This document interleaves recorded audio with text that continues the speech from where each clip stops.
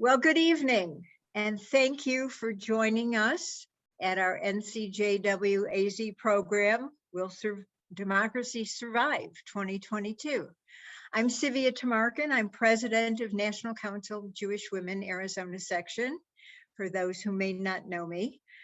Newcomers are very welcome. We're delighted to have you. We're delighted to have everybody here, particularly because this is not a light evening. The topic here is obviously something that is plaguing everybody. And it feels, we were just saying before we let everybody in, it feels a little bit like Groundhog Year all over again. We're back to some of the doom and gloom, unfortunately, that we experienced at the beginning of last January and when the Arizona legislature opened the previous section. For those of you who may not know, I would like to remind you that National Council of Jewish Women is a grassroots advocacy organization. And while we certainly are a nonprofit organization, we are a social justice organization.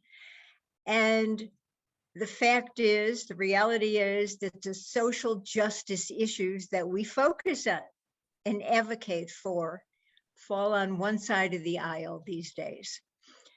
We are very active in the fight for reproductive justice and everything that includes. We happen to be co-plaintiffs in the lawsuit to block the last year's ban, SB 1457, the abortion ban. We are now, as an update to everybody, we are in the Ninth Circuit Appellate Court, and we are awaiting news because the state filed an emergency stay of the injunction that we won to the Supreme Court. So we're waiting to see if we will end up on the Supreme Court docket. But we are certainly co-plaintiffs trying to keep everyone free to make their own medical decisions and have access to reproductive health care. We also are a very strong voting rights organization. We focus on impartial judiciary. We have a long history of working to stop sexual exploitation. We work to end sexual and domestic violence. And I would like everyone to know that our key project that we have taken underway and is in development is the establishment of Ruth Place, which would be Arizona's first sexual violence trauma recovery center.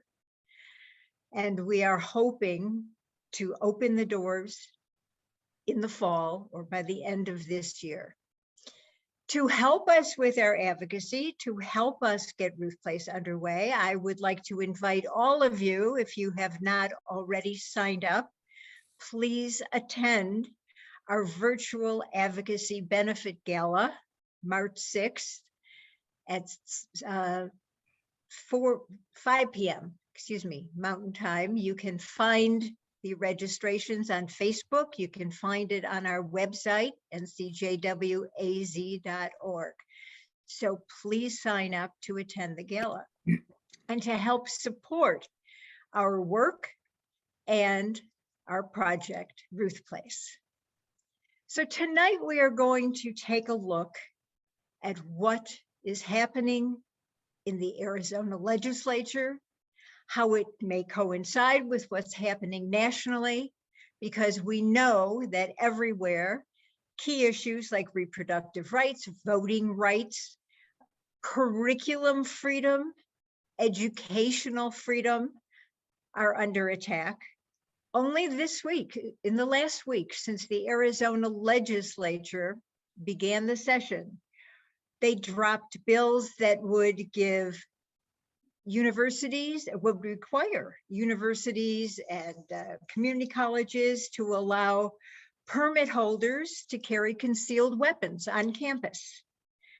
There is a ban to prevent classroom discussions involving race, gender, and controversial topics unless both sides of the issues are presented.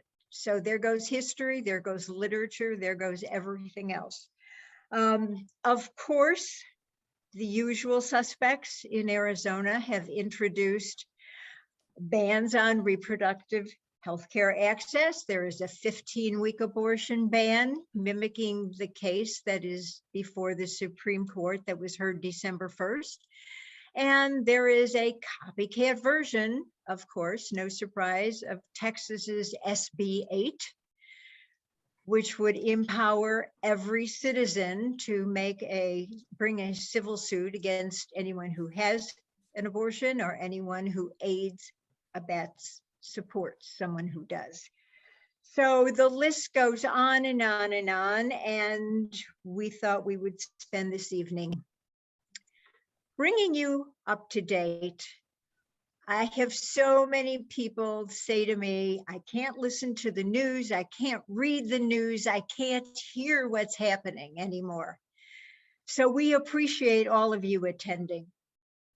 But we cannot go quietly into the night here, and we must continue to fight, and we must continue to shine a spotlight on what is happening and to expose everything that's going on, because we cannot sit on the sidelines and we cannot ignore the reality of what is happening and how successfully the opposition is managing to erode our rights. So for tonight's discussion, we certainly are going to explore, will democracy survive? Because we know that we are at the edge of the cliff. For our discussion, I would like to welcome Jody Liggett, founder of Arizona Center for Women's Advancement. And very selfishly, Jody is our policy and legislative advisor. Jeff Winkler, who is Chief of Staff for the Senate Democratic Caucus. Ray Stern, the State Policy and Issues Reporter for AZ Central. Joel Edmond, who is Co-Executive Director for Communications at Arizona Democracy Resource Center. And our moderator or co-moderator, I'm really going to try to let Julie carry it, but is the well-known Julie Gunnigal, a member of our board, advocacy attorney who has been working on expungements, women's rights, and now is legal director for Arizona's Poor People's Campaign. So thank you all for being here, panelists, and I'm going to turn it over to Julie. Sure. So the question that's on everybody's mind as we confront whether or not we'll have a democracy after this year is what's going on at the Arizona legislature. So maybe that's the best place to start this conversation, and kicking it to Ray first. What can Arizonans expect at the Arizona legislature this session? Well, expect to be, very interested. Entertained would not be the right word, I assume, but one of the legislators I spoke with said it would be a session full of fireworks, and I think that's probably, a good prediction for what could happen. Sivia, you brought up some of the issues that you would be concerned with, and I would say, I would add to that. There's also the election integrity bills, of course, that you want to know more about. There are several bills that sort of enter the culture war in terms of transgender people, and so you would expect this, but there are going to be bills that will, for instance, ban biological males from competing in female sports, things like that, and then also there's several interesting anti-COVID mandate bills that I think would be of concern for you as well. So yeah, there's a smorgasbord of stuff in there, and I think that if you are progressive Democrat, there's a lot to be concerned about. On the other hand, if you're conservative, then there's probably something to be excited about, because there's sort of a last hurrah sort of feeling that's going on. There's, clearly a lot of interest in revisiting the 2020 election still. They've still got this slim majority in the Senate and the House and the Republican governor, so they can still do what they want with, to a large extent. And then there's a huge worry about education to start with. So you guys have probably heard about this problem with the aggregate spending limit. And that's like just the very first thing that I think should be mentioned, because it's got a stiff deadline coming up of March 1st. And what this is it's basically a situation where the legislature needs to provide a waiver for the spending limit that Arizona has built into law for education. And if they don't raise the spending limit by March 1st, then schools have to cut out over $1 billion from their budgets. And it comes out to about 16% total off the bottom line of what schools can spend. Some are worried that they'll be able to, or that they'll have to shut down rather, and they don't know how they'll be able to deal with this. And so in order to raise the spending limit, there has to be a 2/3 majority vote. And so Republicans will need Democrats, Democrats will need Republicans to make this happen. And Democrats are sort of interested in saying, hey, let's just start the session by raising this limit. And Republicans have not gone on board yet. And there's still a question of, will they use this as leverage potentially to maybe get something that they're interested in? It's like a empowered scholarship account expansion or some other deal that they can do. So the good news is that the state is economically doing well in terms of how the state is managing its money. So there's a lot of extra money, not only in terms of the surplus that we're going to have next year, which is considerable. It's like $1.4 billion, not next year, this year. So there's an extra $1 billion that the state can spend. And then there's all this extra COVID relief money that is there too. And some of that will be used for some educational needs. So there's a lot to start with there. Yeah, I just want to chime in the background. I'm going to lay down a bunch of threads, so folks know, like, there's the issues and then there's stuff moving in the background. So like just my cocktail napkin list: redistricting, resignations, 11 new people in the legislature, brand new. Elections coming up, the audit, which everyone is still pissed about, intra-party squabbles, inter-party squabbles, the Supreme Court, and COVID, and no more remote testimony. So those are my enjoy. Right. Yeah, I think we've got a lot of points of tension that aren't even about legislative issues specifically. So I think it's going to be a little fraught, not that it isn't always, but people should not, I know we say this every year, and it would be easy to grow complacent because our hair's on fire all the time, but this really is an urgent session. Voting rights and reproductive rights in particular, I just think are really, really in peril. And I'm going to let somebody else talk for a change. So at this point, I would like to make a little turn, but right on point, and remind everybody that we hold Carol Consalvo, our legislative senior vice president of social action and legislative policy, is holding RTS request to speak training sessions, and she's having a little problem getting on with her audio here. But if you look in the chat, you can sign up for the training. There is one, I believe this Wednesday, tomorrow, and you can sign up for it. There are 3 of them.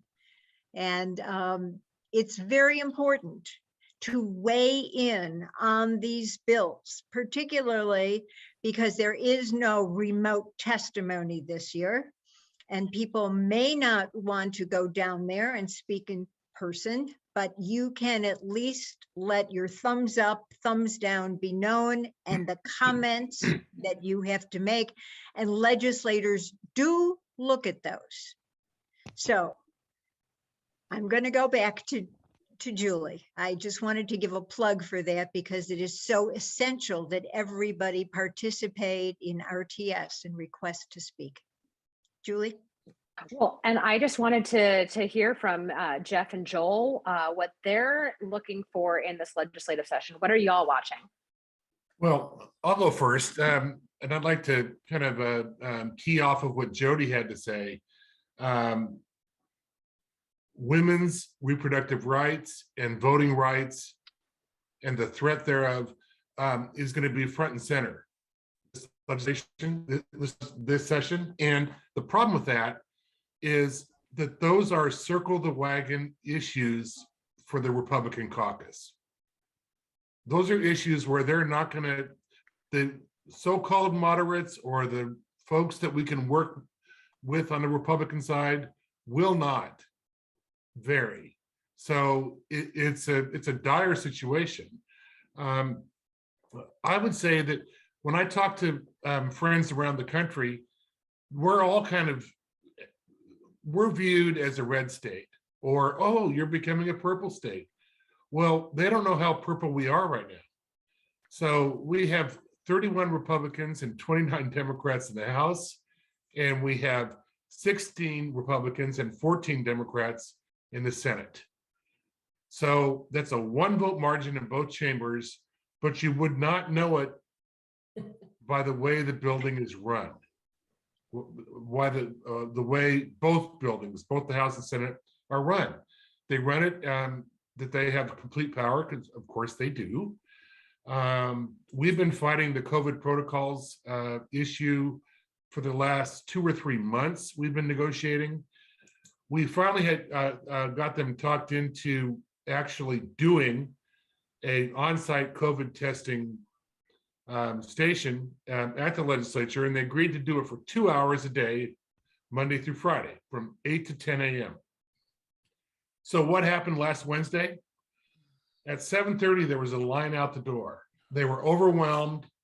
They had to take as many people as they could until 10 o'clock, and then they had to reopen it at noon to take the rest of the folks who wanted to have a test that day. There's already been a major outbreak in the House. In the Senate, we're not real sure because we don't get reporting on the number of cases. So literally, we're working in a petri dish at the Capitol. So I do encourage you to sign on to the RTS and make your voice heard that way. And if you're feeling safe, to come down and testify, but to make sure you're wearing an N95 or a KN95, make sure you're social distancing, all the things that a lot of the people in the building are not doing. So that's part of it. The other part that I think that folks don't realize, we focus on all the bad stuff that moves through the legislature really every session. But this session is going to be a session on steroids. I'm kind of a veteran. I've been around for over a decade. But talking to people who've been at the legislature for 30 plus years, no one can remember a worse session than last session. But every single one of those people thinks that this session is going to be worse. And why is that?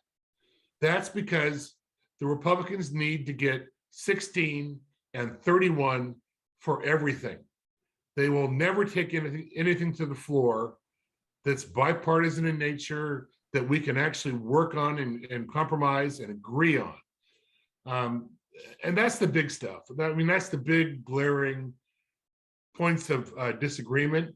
The other part of that is about between 85 and 90% of the bills that are passed out of the legislature every session are pretty much consensus bills. They're ministerial in nature. But on the big topics, what are we not talking about while we're talking about critical race theory in the House today for hours on end. Critical race theory that's not even taught in Arizona K-12 public schools. What are we not talking about? We're not talking about how to solve our water crisis. We're not talking about common sense policing reform. We're not talking about common sense sentencing reform. All of those issues, if they were allowed to go to a vote of the House or Senate floor, would pass. So think about that. You know, our democracy has been hijacked. And I've gone on too long, but before I finish, what I would say is democracy going to survive 2022? I hope. But it's not looking great right now. And to the illusion of people who are checking out because they just can't take it anymore, urge all of your friends, you cannot check out. You have to stay part of the battle because of all the reasonable people out there, and a lot of them are Republicans. There's a lot of, I mean, I'm a partisan official, but there's a lot of good Republicans who want to do the right thing too. If all is going to our hole, then democracy will not survive. That's what I would say. No, I'm happy to pick up from there. It really is on all of us. You know, fortunately or unfortunately, but that is the case. When I look at the session, yeah, I see attacks on democracy, on our ability to govern ourselves. I think as we see more and more attacks on democracy, we don't as often think about what we mean by that, and it's us governing ourselves, which is a really profound sort of thing. And by the way, when there are attacks on reproductive freedom, that's also an attack on someone's autonomy and ability to participate in that democracy.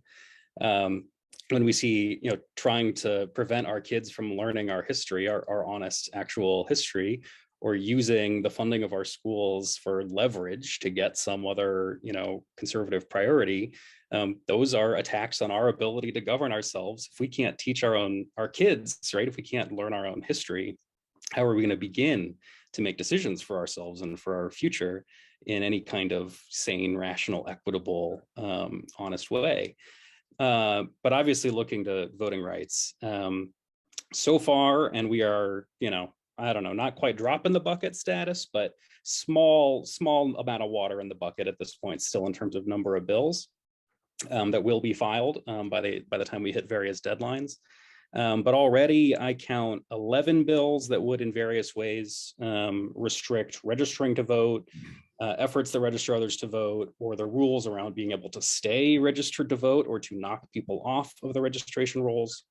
I count 10 bills that would in various ways restrict voting by mail or otherwise, or early voting in person, about half a dozen bills that would in various ways inject the legislature into the election policymaking process at a very granular level, where they're really trying to, as they have in other states, begin to take over the role of elections officials so that they can ultimately, you know, determine the results.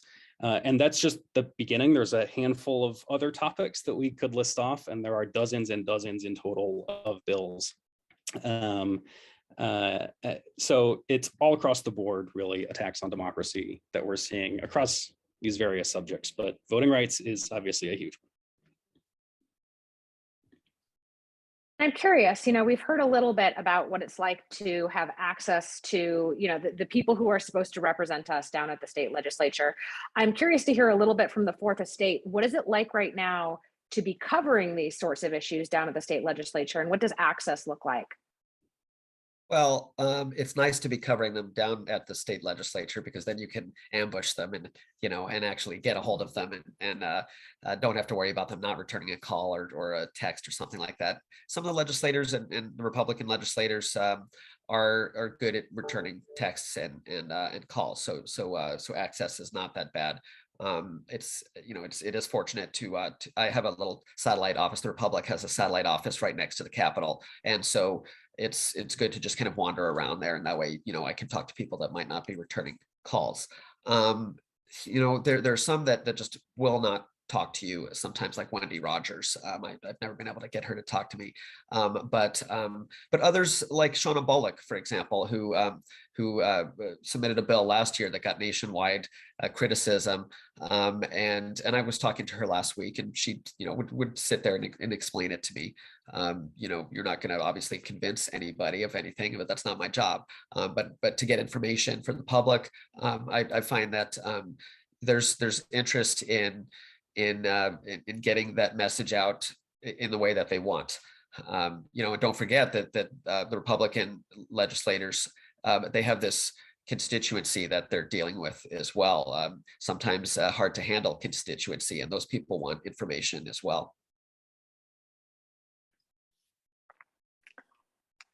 Yeah, so I suppose the next question then is, as we're talking about how we're in gridlock, how everything is down this deeply, what seems like a deeply partisan divide, are there ways still for, us ordinary citizens to exercise our voices? Like, what does that look like in the times of COVID beyond RTS? And is RTS effective? And I suppose that first could go to Jeff. Well, I do think RTS is effective. So if you are signing into RTS, you can indicate your position, but you can also make a comment. And so I would encourage you to be thoughtful about your comments and not overly partisan. But when it comes to voting rights, you can talk about, you want to make sure the franchise is protected, for all citizens and all voters. So just be careful what you say in writing. Are they read? Yeah, they're read. But on certain really key big bills, if we get 300, 400, 500 people signed in on a bill, that kind of becomes the weight of the argument in terms of public comment. And we point that out. We say, have you checked out the RTS for this bill in committee? Our members will talk about that in committee. So the request to speak system does matter. But it is frustrating that we haven't got more direct dialogue. We also fought long and hard this year to allow remote testimony, not only for our members that are sheltering for COVID. I mean, right now, Senator Alston is in isolation. She's our ranking member on appropriations, and she wasn't able to attend today's hearing because she couldn't go into the building and attend from her office. So she was at home. So she watched it on the live stream like everybody else. And when she had a question in committee, she was texting. We have a group text. She was texting her questions in to other members to ask the question for her. This is not really how a democracy ought to work. It really is not. And what about all the people in rural Arizona on our native reservations that are not? Do they really need to drive 6 hours to the Capitol to testify on a bill when we have the technology and we did it all last year and we proved it worked? The Republicans say that it was really clunky and it slowed up the process. And that's quite frankly baloney. Yeah. It was not clunky. It did not slow up the process. Fine. We had a glitch, I think, on the floor twice, and we had some minor glitches in some of the committees, but generally the technology worked like a charm.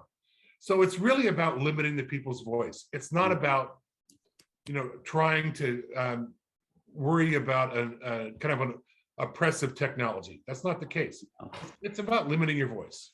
I would just add that I think it's important to politicians that their own constituents are complaining or praising them for something. And I've heard them say many times, oh, these people were not from this state, or not there, these aren't from my district or whatever. And so I would just think that people that want to make an impression on certain legislators, figure out which legislators want to make an impression on, get lots of people from that constituency to comment. Even if they're Democrats, politicians going to wonder, could this affect my election maybe? Yeah, I'm going to combine those two thoughts because we're part of a coalition that's been working to try to address this idea that the legislature, the majority there, is just refusing to allow basically remote participation, especially by the public, but also by members of the legislature, as Jeff was explaining, on both. And so far that is not really getting anywhere with the folks who run the Capitol. But legislators, I think, need to hear from people in their districts, especially folks who have other kinds of medical conditions, or live in rural Arizona, right? If it's a rural district, but for various reasons either physically cannot or should not be at the Capitol during a pandemic. To say, what is the deal with it? This was working perfectly well last year, and now you're taking away my ability to participate in our democracy, right? That was the first attack on self-governance of the session, was shutting out the public from remote testimony. So yeah, it's something that folks need to hear about. And then otherwise, I would say, definitely making your voice heard on that and other views to legislators during the session, but also continuing to organize, with whatever organizations or just amongst your friends, your family, about the issues that you are the most passionate about year round, because in the long term, that's what shifts the results at the Capitol, is shifting the political realities for the folks who are down there, right? It would be a lot harder to drive some of these bills if they knew that it was going to be the reason they could not get reelected, right? Instead, a lot of these are being used, as part of a political strategy. So, long term, that's not going to change the result, necessarily tomorrow, but that's the way that really we can shift the ground on things in the long run. And critical race theory is the poster boy for that. Your whole argument that what they're pushing is part of their narrative, their overall narrative. It has really nothing to do with the facts on the ground and what's happening in the state. I just want to echo and lift up, whenever you can say it, I'm registered to vote and I live in your district. Like, that always helps you get by the first cut. And I do think part of, what the rest of us are having to deal with is this fight for the soul of the Republican Party, right? I mean, that's what's playing out here. And you've got, one wing that is fairly well in charge in Arizona and has silenced moderates, that's for sure. Although they didn't silence the folks at the Maricopa County Board of Supervisors, who issued a scathing rebuttal of the so-called audit findings. Except for Steve Chukri. Excuse me? Except for Steve Chukri. Well, Right. They got him. Let's talk about Bill Gates, right? Who stepped up and did the right thing and set the record straight. I think we cannot, and I hate, having to lavish praise on politicians every time they lift a finger. But in this case, I think some lavish praise is actually warranted. Yes. That's hard. I've been a Republican. I was a pro-choice Republican who, after a couple years, you're just not welcome anymore. I think that was around 1996-ish. Right? It's hard to buck your own party. You find you don't have any identity within, and then the other guys are saying stuff that you don't agree with. So everybody cry for moderate Republicans, but it is difficult. And I think we need to support all our public officials of any party who stand up and do the right thing when we as insiders know that is at substantial political cost, right? If Bill Gates wants to run for any kind of statewide office, he'll be dealing with a Republican primary that will be all about, what the Maricopa County Board of Supervisors did. So if we can keep these people on life support till we get a better balance, that would be great. Sorry, Jeff, go ahead. I'll tell you what drives my members nuts is the false equivalency that both parties are hyper-partisan. If you're a legislative veteran Democrat, you're not hyper-partisan. You're just trying to get a little bit of good done here and there around the edges. We influence the trajectory of bills and draft amendments and work on making bad bills better, okay bills, good bills all the time. And we don't take any credit for it. It always goes to a Republican member who gets the credit for the bill. A good example is Secretary Hobbs. The untested rape kit issue was her issue for years. Did she get any credit for getting that over the finish line? None. None, except for what she takes for herself.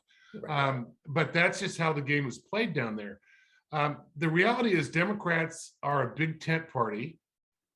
We do have our squabbles. We have our disagreements. We have a certain subset of members that are on the progressive side, that are on the more moderate side, but they're all really united on if we could actually advance some common sense legislation on things like policing and sentencing reform and well monitoring of groundwater discharge. I mean, if we could actually make some progress on that, you'd be amazed at how understanding and how reasonable Democrats can be. So this false equivalency of a pox on both our houses, that's baloney. That is really baloney, especially in Arizona when we've been the minority party for so long. Well said. Well, want to build onto that before things devolve into to being a little bit too heavy and depressing tonight. Is there anything good being championed down at the legislature that we can celebrate and lift up? Whose efforts are they, and what can we do? The first thing that comes to mind is water. There is something going on with water. So I don't know if it's jump up and get excited kind of news, but Regina Cobb, who is a senator that's been seriously involved in water issues, says that she's going to really push these groundwater protection bills that she's tried to get across in the last couple of years. She keeps running into this obstacle. Gail Griffin is the representative who's the chair of the House Natural Resources Committee. And so these bills have not been able to get past Gail Griffin, who's from Hereford, is more of in the rural area, rural mentality. Perhaps I'm not sure exactly what drives her issues, but she's Republican. Regina Cobb said that since she's not running for office next year, she's going to go around Gail if she can. She's going to do whatever she can to try to get these bills in, and they do things like they allow rural areas to have the community decide what would be a good groundwater management scheme to come up with, and it's very community oriented. It's not sort of top down mandates. And then another one would prevent water from being taken from the Colorado River to sort of outside Colorado River areas.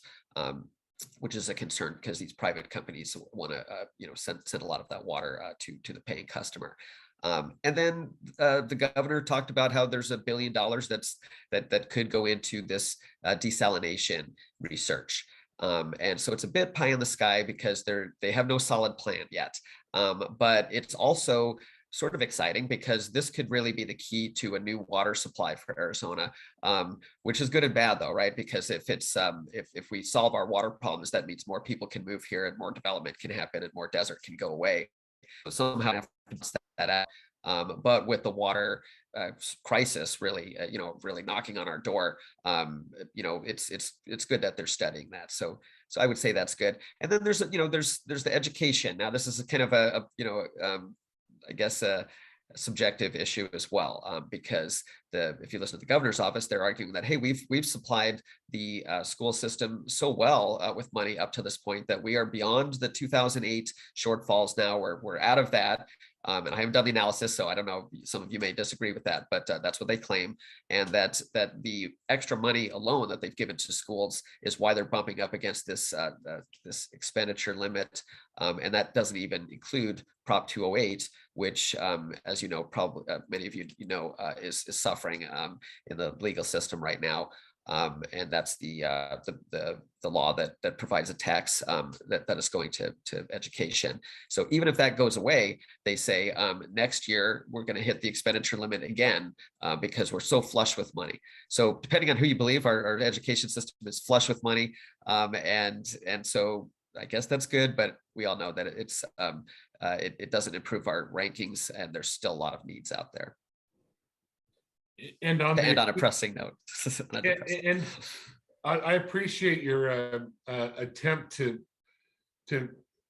try to make things a little more kumbaya, but the expenditure limit debate is a really good illustrative example. We could tomorrow, again, if we could take to the floor an increase in the expenditure limit mid-year for FY22, it would pass. It would probably pass with the 2/3, except for they're starting to attach conditions to it, which is, of course, a massive ESA expansion.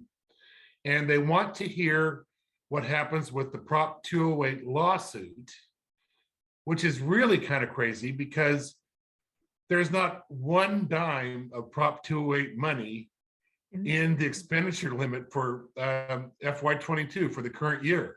So it's really a red herring debate. And I am really a moderate and I do try to get along. So I'm kind of sorry I'm being so contrary, but it is maddening. And the other frustrating thing is we've tried to pin the governor down. We've tried to pin Matt Gress, the director of OSPB, down several times. The governor is not willing to take any leadership on just raising that expenditure limit for this year, so our school districts don't fall off about a $1.1 to $1.2 billion cliff. And it was mentioned that it was 16% of the budget. Well, that's 16% of the budget, but they have to cut those expenditures in the last quarter of the year. So multiply by 4 and tell me what school districts are going to do. At the end of the day, the game is they are going to raise the expenditure limit, but they're going to force Democrats, because it's a 2/3 vote, right? They're going to force us to swallow plenty of poison pills along the way. And that's what leads to consternation within the Democratic caucus is, do we stand and fight and say, no, no, no? Or at the end of the day, do we do the right thing and vote for the bill that's going to raise the expenditure limit that might have a whole lot of other horrible things in it? That's how the game is played, unfortunately.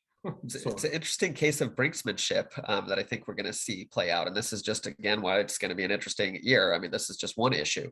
But I was talking to David Cook from Globe, and he's had a different take on it, which is that Republicans cannot feel assured that they've got this leverage, basically, because their argument has been that we want to keep schools open, and that's why we want everyone to come back to school and not wear masks and whatever. And so he thinks that Republicans could, he didn't say it like this, but he thinks that Republicans, blink first and then decide that they don't want schools to close. So could be wishful thinking. That was just one legislator, but I wanted to bring that up. I hope he's right. I just want to back up to the 30,000 foot level on this and just comment that if we were a healthy sort of democracy, actually, governing ourselves would basically the existence of public education, right? That massive of a cut over, overnight to our public schools be something that could be on the table, right? For brinksmanship, for sort of getting something from the other side. In many ways, I think shows how we are still trying to work towards self-governance. And right now we're being, in this state, at least, governed by a radical conservative faction that is pushing a very radical agenda at any cost, right?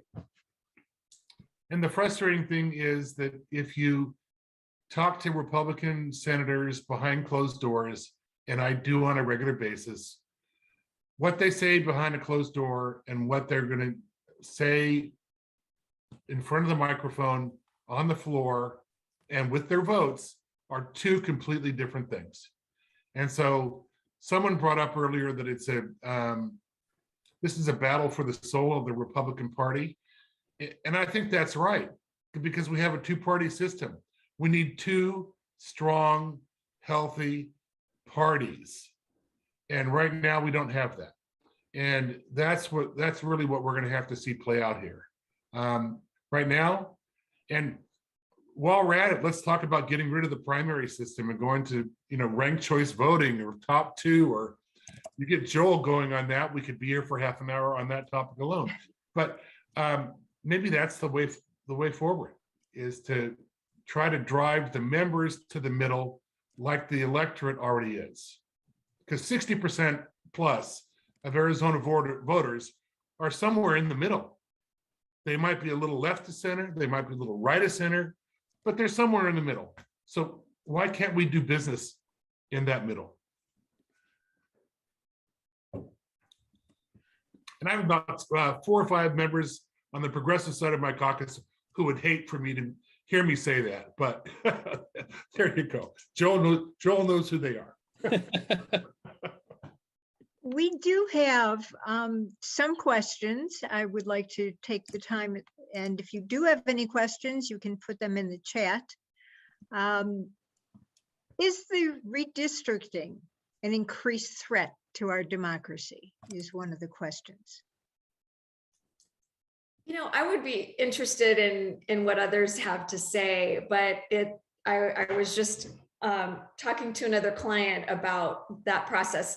I know that the congressional maps are being legally challenged.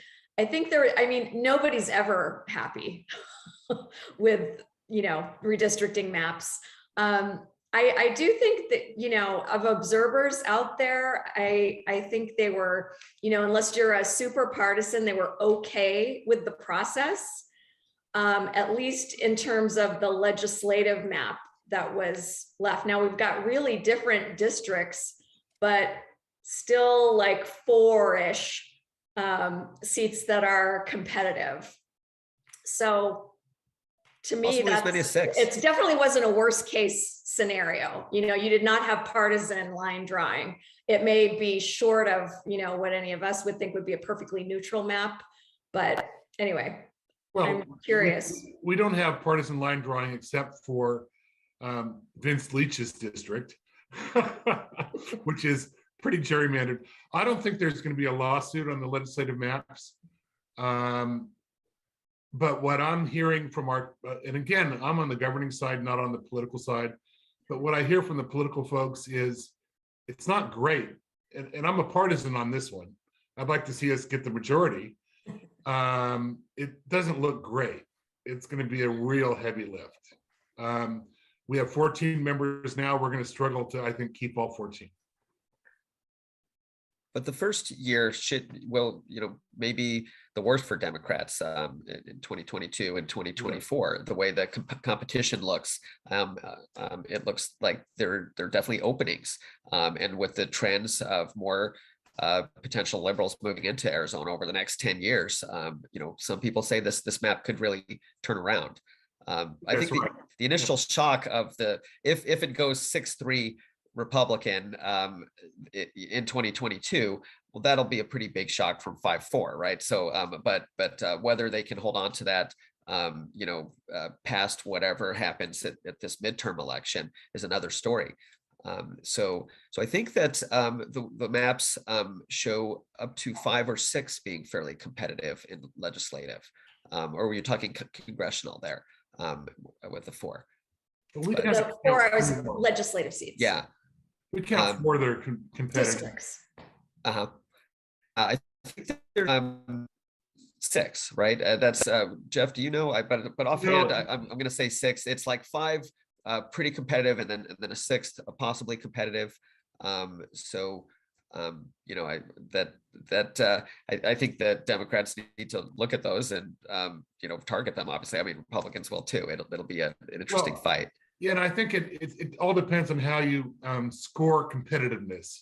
And I think you're right on, Ray, that we're not super bullish. Maybe we're going to fight hard in 22, but 22 is not stacking up as maybe our best year. 24 will be better. And I do think there's, aside from folks moving into the state who might be a little more moderate or liberal, that's part of it. But I do think that in some of the districts, the trend lines of how those districts under their old lines have gone will kind of balance out some of our concerns over time. I think we would say 4 competitive right now. And then it's up to the political folks on the Democratic side, and I'm not one of them, to choose the right candidates, to bring the right candidates forward that can win in those districts. And that's not something that Democrats have been really great at over the years. It's Governor. hard for us to be strategic and pick the right Sorry. get the right candidate to run in the right seat, right district. Speaking of districting and voting, we have a question. Since we are facing terrible voting obstacles ahead, shouldn't the Democrats be helping people get ID cards and register people to vote while we can? So I would say everyone should strategically, if I were advising the Democrats, sure. Yes, but it's one, it is in part about IDs. We actually haven't seen that many bills proposed about ID rules yet. There may be more, but we have to think a little bigger, broader about the sort of set of ways that are being proposed around the country, again, with the purpose of entrenching this sort of conservative white coalition, minority to govern us, which is the effort, this is why, as Ray explains, the legislative maps are supposed to be like entrenching a sort of high watermark for that coalition right now, right? To hold on to and prolong a last gasp of power. So there's all kinds of things being done about making it harder to get registered to vote, to stay registered to vote once you're registered to vote, to get a ballot in the mail, to stay on the list to get a ballot in the mail, right?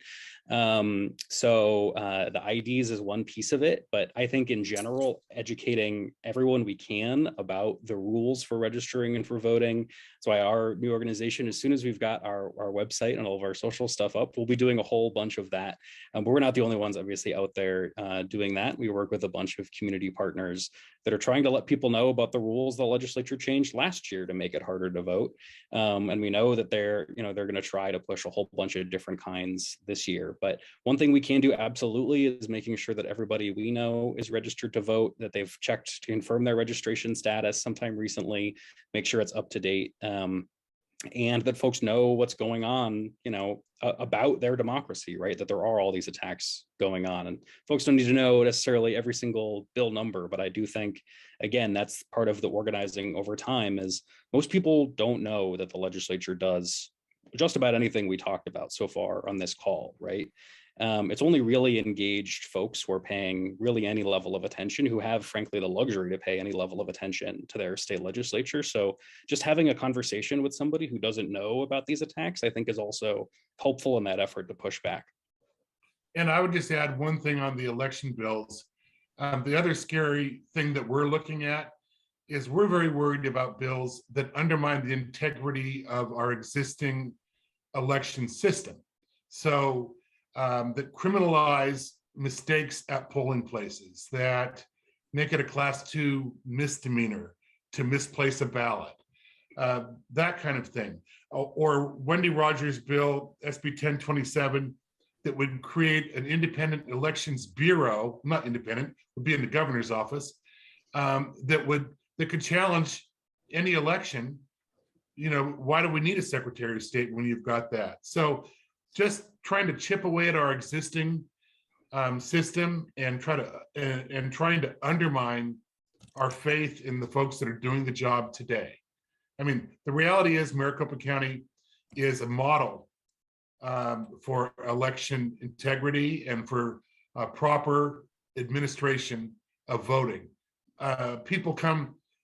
Officials come from all over the country to tour MTEC and to look at the processes in place in Maricopa County. So the fact that the fraud had happened in Maricopa County is the ultimate irony, because it's one of the best run election systems in the country. And it was that way it doesn't matter if it's a Republican or a Democratic county recorder. It's been well run for a very long time. We know that there is an onslaught of dangerous legislation that has been dropped. We know we are facing some of the most extreme bills that are mimicking those in other states. I'm going to combine a few questions here if I can, and that is, how great is the national influence of the extremists nationally on the Arizona legislature? And are there really any moderates down there, Republicans in the state legislature? And how can we as constituents get to them? Are emails, phone calls more effective than just RTS? Emails and phone calls are great. Take Jody's advice and run with it. Start your call by saying, I am your constituent. And if you've got Republican friends who can call a Republican legislator and say, I'm a registered Republican, I am your constituent, and that will give you the best landing you can get. And their assistants do log calls and they log emails. They don't read them all, but they cache them and they know how many they're getting on any given issue. So yes. Yeah, it does make a difference to blow up phones when you can, or even just your single, reaching out to make it understood. On the question of, I think it's a good question, right? Are there really any moderates? Yes, there are, but if you look at only behavior, no. You're not, I hate saying this because it absolves people of their personal responsibility, but you are not allowed to be a moderate if you're an Arizona Republican serving at the legislature. Anyway, I would say that. I mean, you are literally, they will primary you if you don't play ball. And that means they'll find someone even nuttier than you are to run in your district. And right, in Republican primaries, the more conservative you are, the better chance you get. So that's a real threat for a moderate. They're always kind of hanging on, by the skin of their teeth. You'll see every once in a while when, a moderate has built up political capital, I guess I would say, and they spend it. I think it was Cook on unemployment last session, right? I mean, and sometimes they're so small, it makes me sad, but that helped thousands of people. So I know moderates are there and that they try, but don't coddle them. I mean, they're tough. They're politicians. They ran an election and they won. They can take it. And we need to let them know when they're not doing the right thing. There are moderates behind closed doors for sure. Yeah. Yeah. I mean, Paul Boyer's a maverick, but he's actually a very conservative guy. He's not a moderate, but he is a maverick. And so it's always great to see someone who walks the plank and shows the political courage. And when our members start dissing the members and say, well, why aren't they doing that more? It's like, look at, understand what kind of price they pay when they do that. Mr. Boyer is he takes his job very seriously. He's not running for re-election. Right. Yeah. No, I disagree probably with Mr. Boyer about just about everything, but I will give him credit for, he was getting death threats, right? Had to move his family. This was over not being the one Republican senator who had the guts to vote not to arrest the Board of Supervisors over the sham election review that we've talked about a few times. But and I don't know if it was that day or later, but when he was talking on the floor about everything that had happened to him and his family, this must have been later, one of the radical Republican members said, well, should have voted right. That's that's where we're at right now with the faction that has captured the Republican Party. And that's to say, right, that death threats, that kind of thing, national influence, that's one form of power. And to beat it, we're going to have to build power in our communities, right? And that's easy, and as easy as talking to each other about what's happening to us, what sort of rules are being imposed on us by this really radically conservative faction that's taken over our state capital and the Republican Party basically everywhere.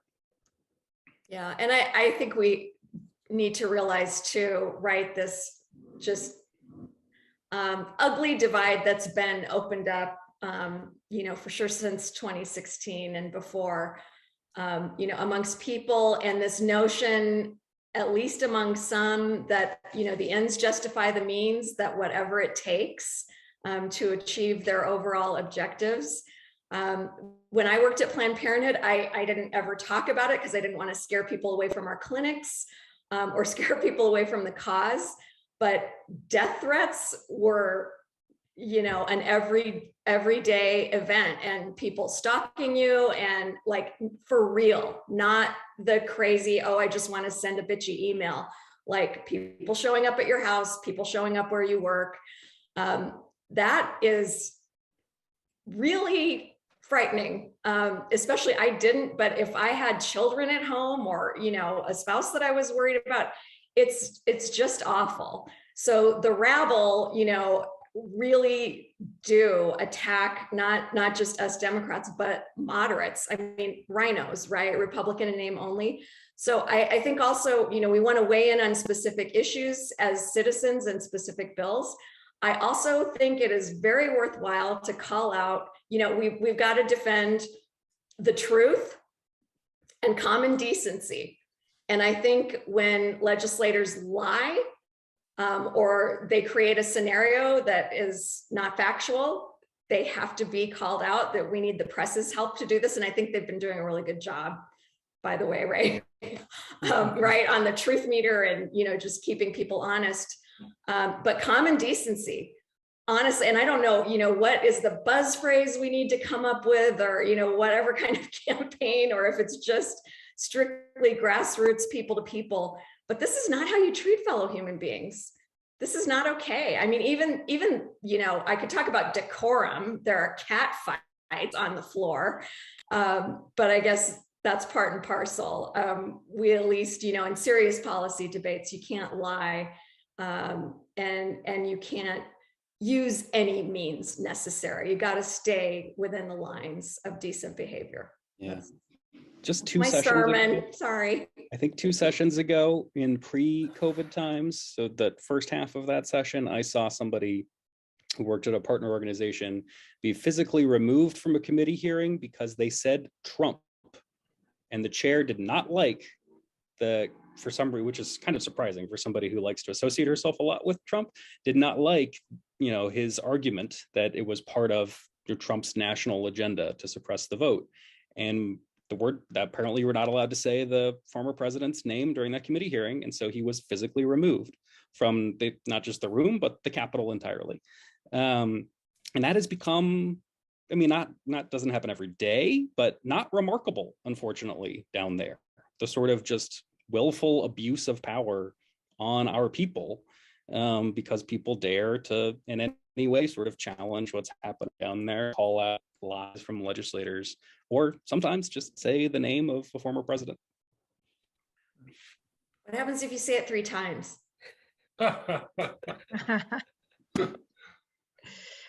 Well, we are hitting the close of our hour. We're a few minutes over, actually. But I certainly would encourage everybody to monitor closely. You know, all the people who have said to us, and I'm sure all of you are in the same position, friends from out of state would say, Arizona turned blue. Yes, Biden carried Arizona, but down ballot, it remained red. And people do not typically pay attention to down ballot. They do not typically pay attention to what goes on in the state legislatures. And so we would all encourage you, please monitor what is happening. Please respond.